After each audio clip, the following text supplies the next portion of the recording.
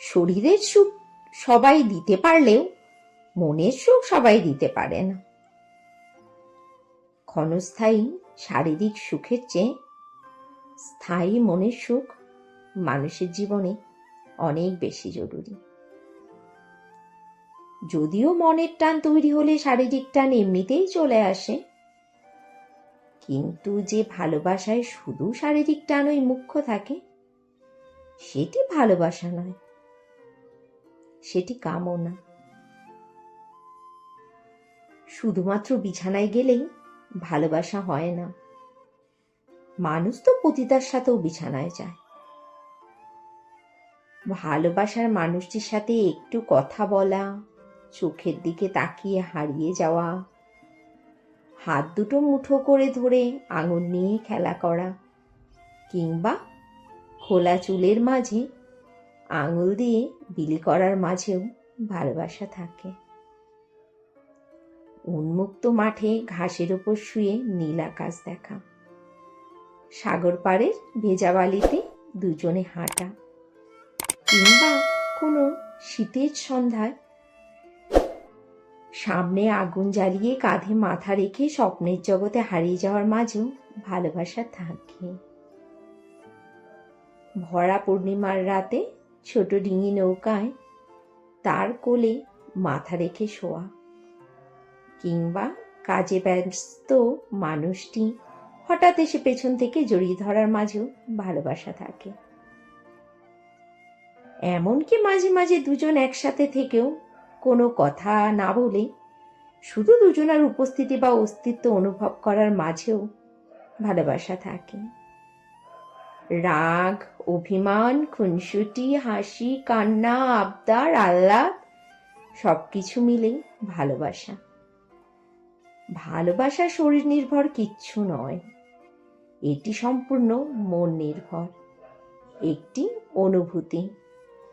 দুটো শরীরের মিলনে ভালোবাসা নয়, দুটো মনের মিলনই হলো ভালোবাসা। আজ হচ্ছে রবিবার, ঘড়িতে বাজছে এখন সকাল 10টা, আর আজকের ব্লগটা এখন শুরু করছি।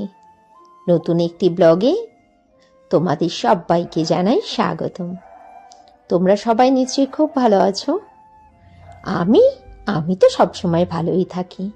আমাদের বাড়ির বউদেরকে সবসময় ভালো থাকতেই হবে। ভালো না থাকলেও মুখে বলতে হবে ভালো আছি।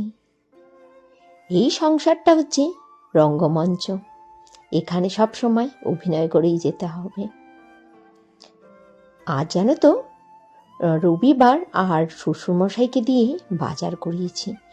শীতের বাজার, বাবা অনেক রকমের বাজার এনে দিয়েছে।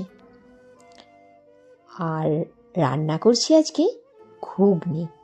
ভেবেছিলাম সকালের খাবারে ঘুগনিটা দিয়ে চালাবো, কিন্তু রান্না করতে না অনেকটা লেট হয়ে গেল। সকালে আজ আর এই ঘুগনি খাওয়ার মতো সময় থাকবে না। আসলে সব কাজকর্ম গুছিয়ে আস্তে আস্তে রান্নাঘরে ঢুকতে বেশ অনেকটাই দেরি হয়ে গেল।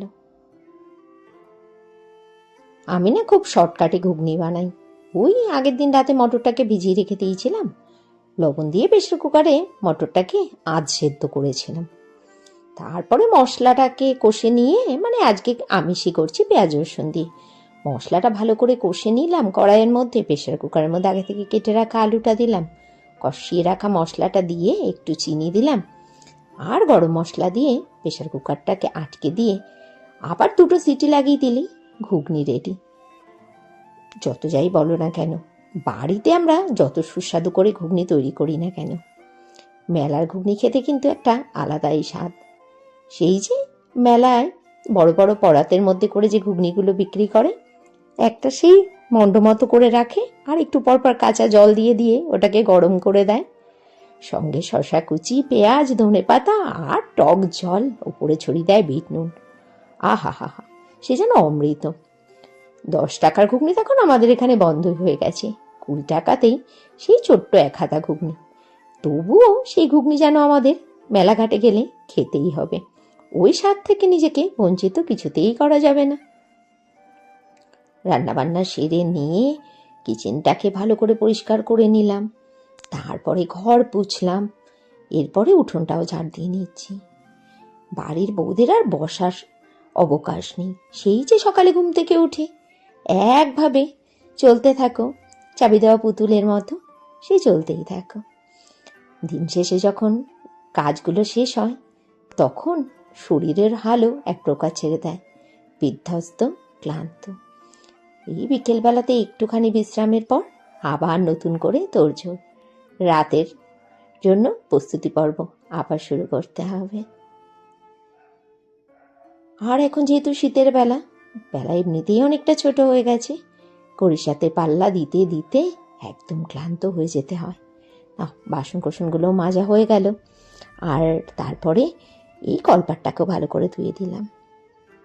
এরপরে আছে স্নান, পুজো, অনেক কিছু। আবার ফেরত চলে এলাম রাতের বেলাতে, তৈরি করে নিলাম পরোটা, আর দুপুরের সেই ঘুগনিটা ছিল।